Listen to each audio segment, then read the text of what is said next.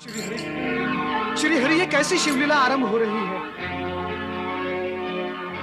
नारद, लीला तो ऐसी और वैसी ही होती है, और फिर शिवलीला वो कब और कहां से आरंभ होकर कब और कहां समाप्त होगी, इस विषय में कुछ भी नहीं कहा जा सकता, क्योंकि उनकी लीला अभी गतिमान है, गंतव्य तक नहीं पहुंची है। जब पहुंचेगी तब सुखद परिणाम लेकर ही पहुंचेगी। अतः हम सबको उसकी प्रतीक्षा करनी होगी। श्री हरि विष्णु, श्री हरि विष्णु, श्री हरि विष्णु।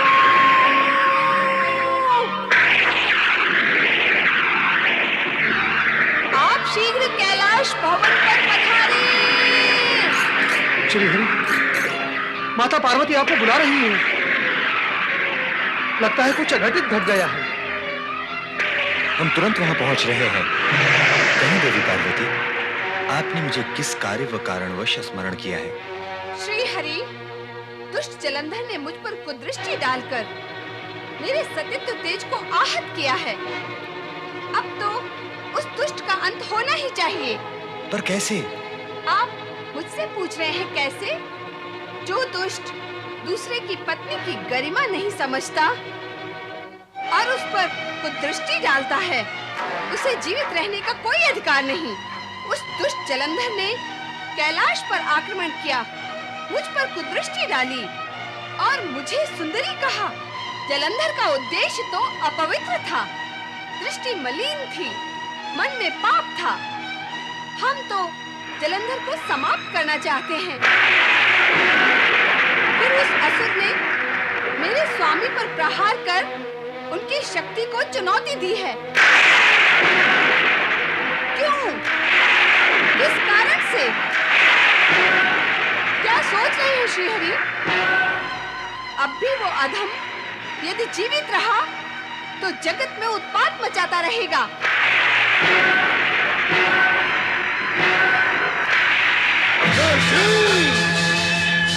हे मायावी, छल किया है तूने हमसे। तू दंड पाने के योग्य है। दैत्यराज महाबली जलंधर हूँ। मेरा जन्म युद्ध करने और देवताओं को परास्त करने के लिए हुआ है। ये संभाल मेरा भार।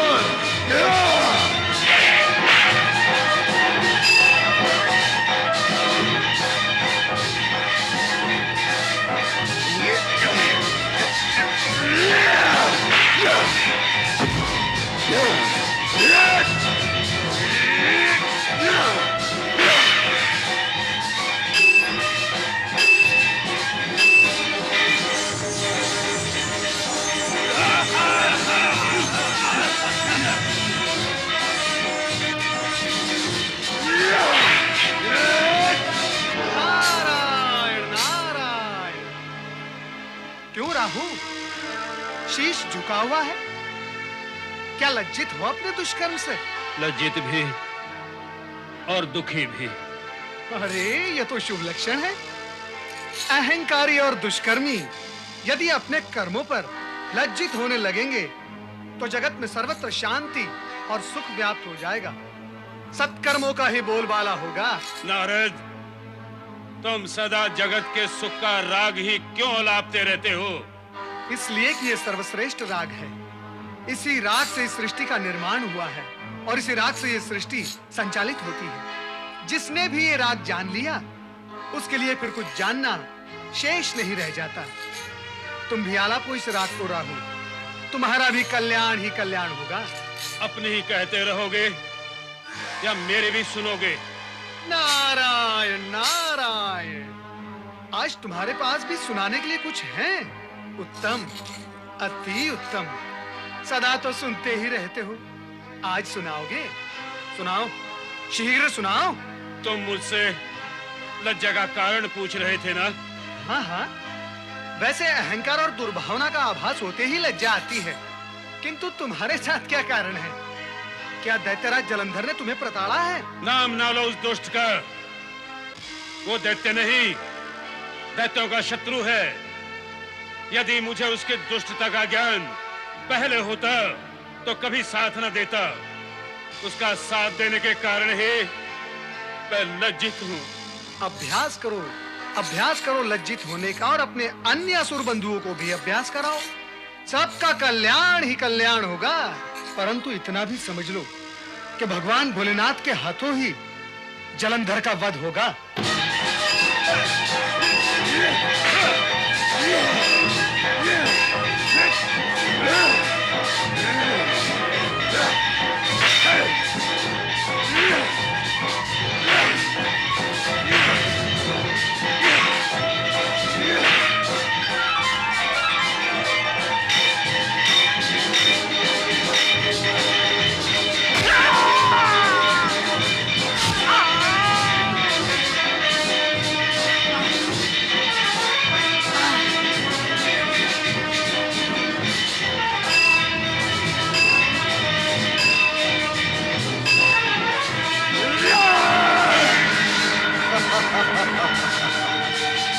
उठाओ अपनी गदा, उठाओ।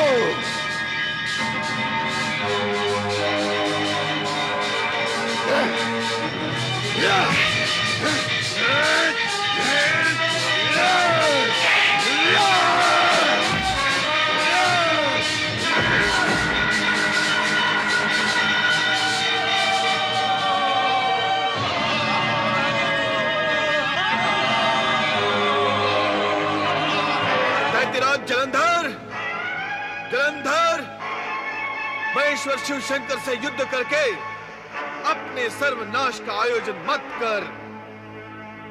अब भी समय है, कुछ बिगड़ा नहीं। भोलेनाथ बड़े दयालु हैं। युद्ध रोककर इनसे क्षमा मांग, ये अवश्य तुझे क्षमा कर देंगे। अरे गुरु, कैसे गुरु हो तुम? कभी इस ओर तो कभी उस ओर। अरे बार बार दल बदलोगे तो तुम्हें गुरु कौन मानेगा? अरे निर्बुद्धे, समय की पदचाप सुन, काल के मंद पगों की आहट सुन, जो धीरे धीरे तुम्हारी ओर बढ़ रहे हैं। समय रहते संभल जा, फिर अवसर नहीं मिलेगा। युद्ध भूमि से भाग जाने वाले अवसरवादी दैत्य गुरु, मैं तुम्हारी भांति अवसरवादी नहीं हूं। सामने दुर्बल देखा तो डट गए और बलवान देखा तो हट गए। मुझे उपदेश देने का अधिकार अब तुम खो चुके हो।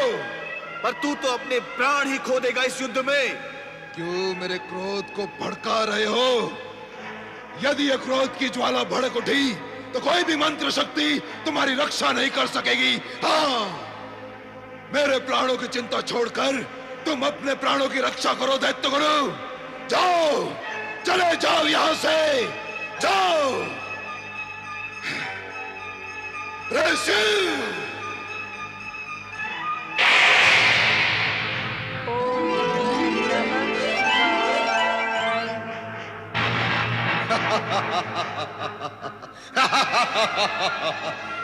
देखा दैत्य गुरु, तुम्हारे शिव का त्रिशूल भी मेरे प्रभाव से व्यर्थ हो गया। हाँ, तुम्हारी बुद्धि भ्रष्ट हो गई है जलंधर, इसलिए तुम नहीं समझ पाओगे कि त्रिशूल का इस भांति असफल होना शिव की लीला है। परम ज्ञानी ध्यानी नहीं समझ सके शिव की लीला को, तो तुम जैसा पापी क्या समझेगा?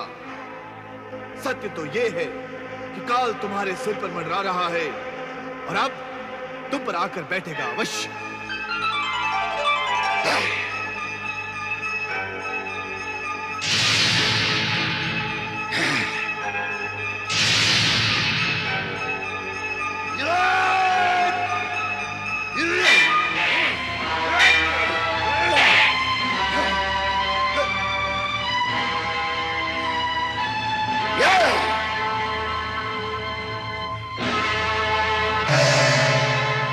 पार्वती को पाना ही मेरा एकमात्र लक्ष्य है।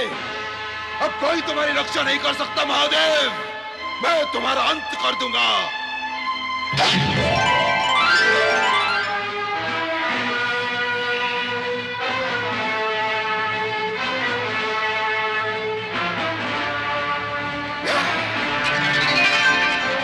जलंधर, जलंधर,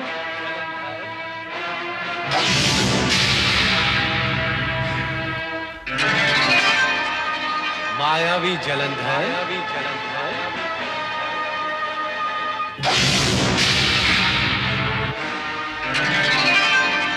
महाबली जलंधर,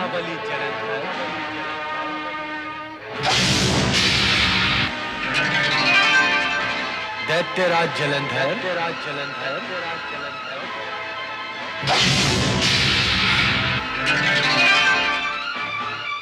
शक्तिशाली जलंधर,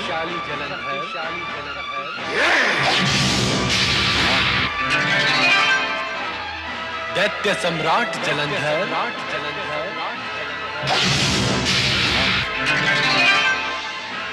असुराधिपति जलंधर,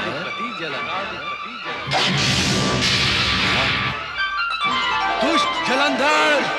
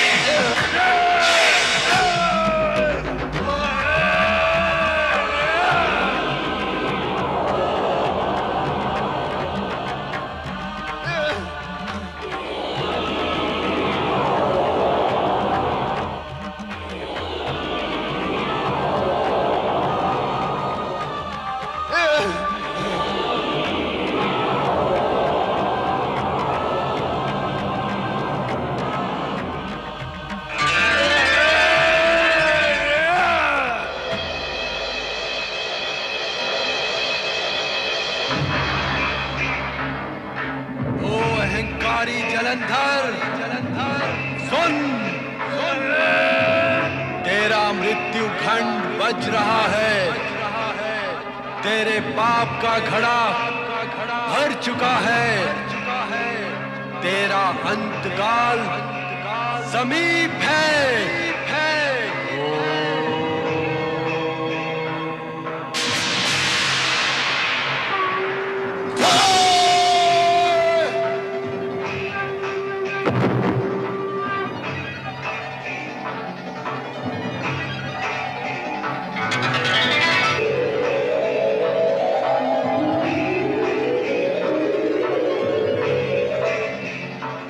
भगवान शिव शंकर की जय, देवादिदेव भोलेनाथ की जय।